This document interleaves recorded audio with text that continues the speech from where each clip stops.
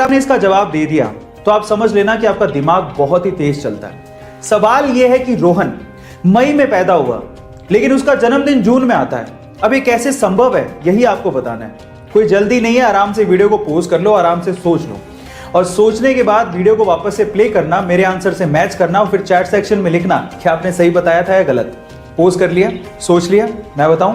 तो चलो सुनो। रोहन मई में पैदा हुआ था। मई यूपी के हाथरस डिस्ट्रिक्ट की एक जगह का नाम है और वो जून में जन्मदिन अपना बनाता है। तो सही तो है, मई में पैदा हुआ और जून में जन्मदिन आता है। गाइस, इन दो तस्वीरों ने मेरा दिमाग हिला के रख दिया है। कैसे, जरा आप भी देखिए।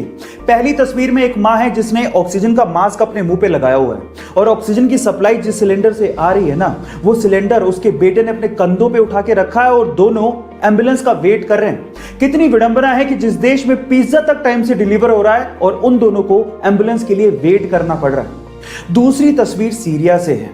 इतना डर का माहौल है कि आप लोग देखते रह जाओगे। एक छोटा सा 4 साल का बच्चा जिसने अपने दोनों हाथ अपने सिर पे रखे हुए हैं। पता है तस्वीर कब ली गई? जब एक फोटोग्राफर ने उस बच्चे की फोटो लेने के लिए कैमरे को ऊपर किया तो बच्चे ने यह समझा कि बंदूक है और डर के मारे अपने दोनों हाथ अपने सिर पे रख लिए। कितना खतरनाक मंजर होगा वो, जरा सोचिए। गाइस, आपका इसके बारे में क्या ख्याल है, चैट सेक्शन में जरूर लिखिएगा। गाइस, ये घटना है सन 1990 की, जब कश्मीर घाटी में आतंकवाद बहुत ज्यादा बढ़ गया था और इस आतंकवाद के चलते वहां के लोगों को अपने घरों से पलायन तक करना पड़ गया था और तभी कश्मीर से अमरनाथ यात्रा निकलने वाली थी। तब आतंकवादियों ने कहा कि अगर कोई अमरनाथ यात्रा के लिए आया तो वो बचकर नहीं जा पाएगा। तब इस बात का जवाब दिया हमारे श्री बाला साहेब ठाकरे जी ने। उन्होंने कहा कि हज की सारी फ्लाइट्स मुंबई से जाती हैं और अगर आप लोगों ने अमरनाथ यात्रा को रोकने की कोशिश करी तो हज वाले हज भी नहीं जा पाएंगे। और इसका असर यह हुआ कि अगले दिन अमरनाथ यात्रा शुरू हो गई और आतंकवादियों ने अमरनाथ यात्रियों को कुछ भी नहीं किया। गाइस, इसे कहते हैं शेर की दहाड़। आपको ये सुन के कैसा लगा, चैट सेक्शन में जरूर लिखिएगा। और जापान में कुत्ता अपने प्रोफेसर मालिक को हमेशा स्टेशन पे छोड़ने जाता और जब वो वापस आते तो उन्हें स्टेशन पे लेने भी जाता। ये सिलसिला काफी दिनों तक चलते रहा। एक दिन वो कुत्ता अपने प्रोफेसर मालिक को छोड़ने गया लेकिन जब वो वापस लेने गया तो प्रोफेसर वापस ही नहीं आए क्योंकि प्रोफेसर की क्लास लेते वक्त हार्ट अटैक की वजह से मृत्यु हो गई थी। लेकिन वो वफादार कुत्ता 10 साल तक लगातार अपने मालिक का वहीं पे इंतजार करते रहा और इंतजार करते करते उसी जगह पर उसकी मृत्यु हो गई और आज जापान में उसी जगह पर उस कुत्ते का स्मारक भी बनाया गया है। उस कुत्ते का नाम है हचिको। गाइस, यहां सीखने लायक बात यह है कि जिसे आप बहुत प्यार करते हैं उसे कभी भूलना नहीं चाहिए और वफादारी क्या होती है आप इन बेजुबान जानवरों से सीख सकते हैं।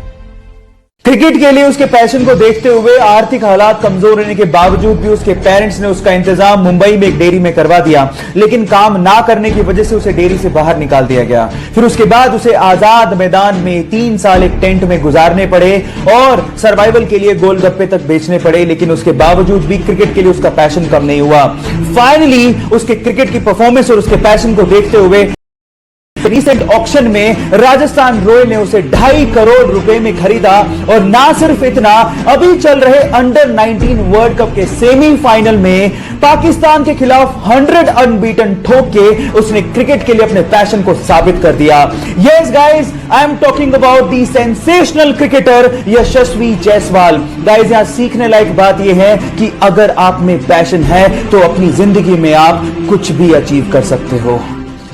उसके पेरेंट्स को लगा कि वो मुंबई इंजीनियरिंग करने के लिए जा रहा है लेकिन किसी को क्या पता था कि वो एक्टर बनना चाहता है। उसने अपनी क्लासेस को छोड़ के बहुत बार ऑडिशन दिए लेकिन वो सफल नहीं हो पाया क्योंकि उसका बैकग्राउंड नॉन फिल्मी था, इसलिए सफर इतना आसान नहीं था। लेकिन उसने हिम्मत नहीं हारी, उसने ऑडिशन देना जारी रखा और फाइनली उसे अपना पहला ब्रेक प्यार का पंचनामा मूवी से मिला जिसका 1 लाइनर उसे फेमस बना गया। लेकिन उसके बाद आई 2 फ्लॉप मूवीज की वजह से उसका करियर डगमगाने लगा। लेकिन उसके बाद प्यार का पंचनामा 2 एंड सोनू के टीटू की स्वीटी से उसने कमबैक किया और दुनिया की नजरों में छा गया। Yes guys, I am talking about Kartik Aaryan. Problem ये है कि हम चाहते हैं हमारी लाइफ में कोई प्रॉब्लम ही ना हो, लेकिन अगर हमारी लाइफ में कोई प्रॉब्लम ना हो तो ये उनकी लाइफ की सबसे बड़ी प्रॉब्लम है। गाइस, यहां सीखने लायक बात यह है कि आपका बैकग्राउंड चाहे कुछ भी हो, जो आप बनना चाहते हैं अगर आपको उस चीज पे भरोसा है तो आप जिंदगी में कुछ भी कर सकते हो। इंडिया के जोधपुर सिटी में रहने वाले इस कपल ने बहुत सारे बिजनेस ट्राई किए, लेकिन सब में असफल रहे। वो कुछ क्रिएटिव करना चाहते थे, लेकिन कुछ दिमाग में नहीं आ रहा था। एक दिन उनको कबाड़ में पड़ा हुआ एक टिन का डब्बा मिला। उन्होंने सोचा कि क्यों ना इसी को रिसाइकिल किया जाए, और फाइनली उन्होंने उसी टिन के डब्बे को एक खूबसूरत बैठने वाले स्टूल में कन्वर्ट कर डाला। अब लाइफ को चेंज कर देने वाला एक धांसू आइडिया उनके सामने था। जिस चीज को लोग वेस्ट समझते थे, उसी को ही उन्होंने क्रिएटिव प्रोडक्ट में बदलना शुरू कर दिया था।